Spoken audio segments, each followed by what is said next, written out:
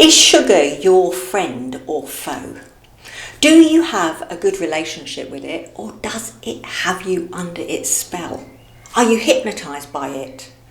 People regularly ask me to explain the difference between having a sugar habit and having an addiction. So I invented a sugar dependency scale, which really breaks it down and helps you to understand where you're at. So 0 is when sugar is not important in your life at all. You can take it or leave it. You enjoy the occasional cake or bar of chocolate, but it really has no hold over you. Next up, at about 3 or 4 on the scale, is when sugar is a habit.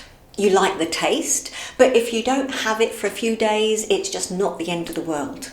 You don't have cravings, and you could give it up fairly easily. Then we have a mild addiction, which is around 7 on the scale. When you like having sweet stuff in the house, and you probably have something sweet every day, but you might have mild cravings if you decide to stop eating anything sweet. But it will only last for a few days. And lastly, there at number 9 or 10 is the full-on addiction, when you're totally at the mercy of sugar. It's your emotional crutch, and it's hijacked your brain. You've tried giving it up, but the white stuff is firmly in control and it's taken over your life. So where are you on the scale? Are you in control of sugar, or is it in control of you? And what can you do about it if it's got the upper hand? SlimPod should be helping you to take back control without cravings, but if it's more than a habit, here are 3 suggestions if you're still having some problems. Number 1, do a bit of soul searching and work out if you really want to give it up. Has sugar become your best friend? Is it a toxic love affair?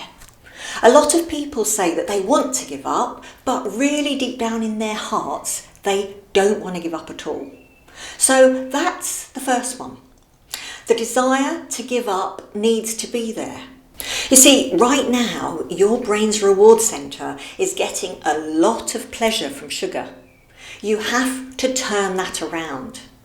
Our brains go towards pleasure and away from pain, so make sure the relationship with sugar is painful.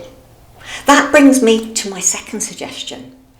Do lots of research on sugar and you'll see how much damage it's actually doing to you.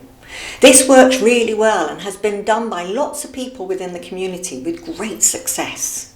Ava Brody is one of these people who's just kicked their addiction out of their lives, and you can read about her story on my blog.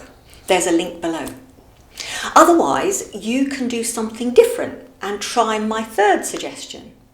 Put something sweet in your mouth. Maybe the thing that you like most, and while it's in your mouth, imagine putting the worst thing you can possibly think of in your mouth too. Focus on how disgusting that is, and I mean really feel it. Taste how awful it is. Do this for 5 days and your brain will feel the pain and your love of sugar will just dramatically change. But please remember, if you need any help at all, we're here for you. Just hit the blue button. Keep listening to your pods, and I'll see you next time.